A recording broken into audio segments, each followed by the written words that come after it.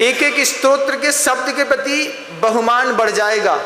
पहले तय करो ये विधान कब से चल रहा है और किस किस ने किया।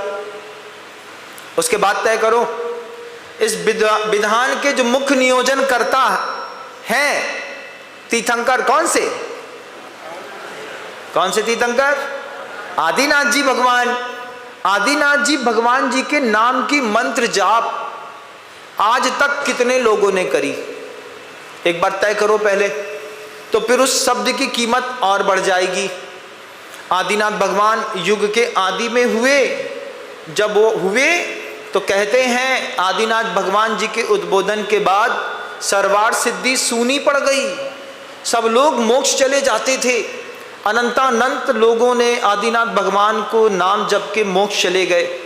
उसके बाद शासन काल बदलता रहा, अजितनाथ से लेकर के महावीर भगवान पर्यंत से लेकर के आज भी आदिनाथ जी भगवान जी का नाम जीवंत जीवित है। उस आदिनाथ जी भगवान के नाम की महिमा अंतर मन में जागृत करो। कितने लोगों ने इस नाम का जप किया। आंख बंद करके आचार्य दिखेंगे, उपाध्याय दिखेंगे, साधु दिखेंगे, कैलाश पर्वत दिखेगा, मानसरोवर दिखेगा, पावापुर, चंपापुर सब दिखेगा। कहां कहां बैठ करके नाम जपा ये तय करो।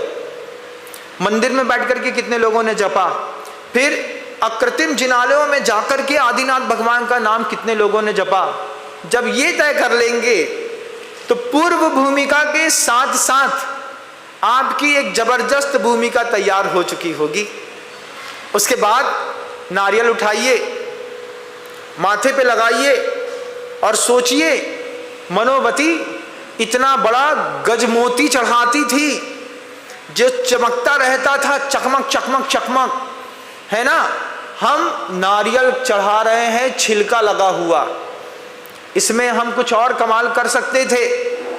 48 अर्घ चढ़ाने थे, 48 परिवार अपने घर से एक नारियल का बड़ा वाला गोला लाते, उसको बढ़िया केसर से पूरा रंग देते, फिर उसमें चांदी से एक स्वास्तिक बना देते।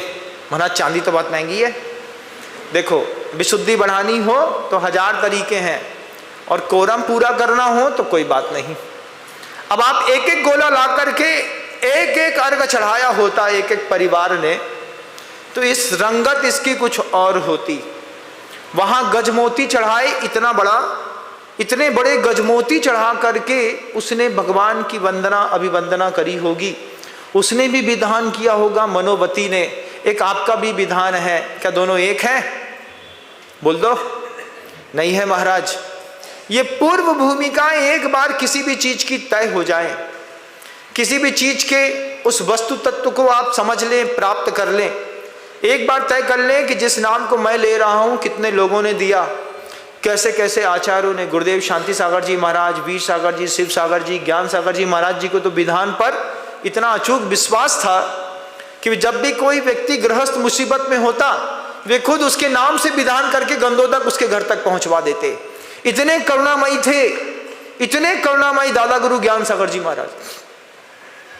जैसे ही आप ये अपने अंतर मन में तय करेंगे, आपके विधान की भूमिकाएं कुछ और हो चुकी होंगी।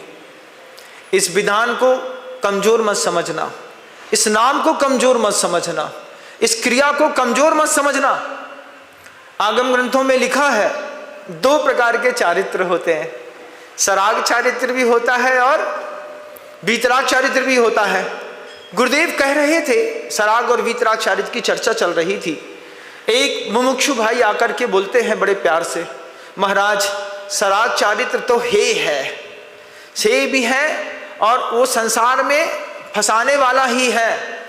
आचार्य जी मुस्कुरा करके कहते हैं, ये बात तो आप सही कह रहे हैं कि सराग चारित्र है, लेकिन ये बता दीजिए कि बिना सराग चारित्र को स्वीकार किए क्या वीतराग चारित्र की प्राप्ति होती है? अरे महाराज सराग चारित्र में क्या है, वही एक अर्घ लिया, एक थाली से दूसरी थाली में तीर्थ की वंदना कर रहे हैं, मंदिर निर्माण कर रहे हैं, पूजा कर रहे हैं, अभिषेक कर रहे हैं, शांति धारा कर रहे हैं, यही तो सराग चारित्र है। आचार्य जी कहते हैं, क्रमवर्तिनः, इस शब्द को भूल मत जाइएगा। आपके मोक्ष मार्ग प्रकाशक में लिखा है, पाछे होसी अवार को न, पहले नहीं होता, पाछे होसी। पहले क्या होगा? पहले तो सराग चारित्र ही होगा। फिर इसी सराग चारित्र के सहारा लेकर के इसी सराग चारित्र में वीतराग चारित्र का फल निकलेगा। पहले फूल होता है, फिर बाद में फल निकलता है। आम के पेड़ को देखा होगा, कितनी सारी मोरें हैं, इतनी सारी मोरें निकली हैं, इतने सारे फल निकलेंगे। यही सराग चारित्र बाद में वीतराग चारित्र में परिवर्तित होता है। यही सराग चारित्र है जो आप अभिषेक करते हैं, पूजन करते हैं, शांति धारा करते हैं, भगवान को अर्घ चढ़ाते हैं, वंदना करते हैं, प्रभु का स्तोत्र पाठ करते हैं, जाप करते हैं, मुनि महाराज को आहार दान देते हैं, महाराज के साथ वैयावृत्ति करते हैं, विहार कराते हैं। ये सराग चारित्र है। इसी सराग चारित्र से भूमिकाएं तय होती हैं सिद्धालय में सीढ़ी तक पहुंचने की और जाने की। पहले अपनी पूर्व भूमिकाएं तय कर लें।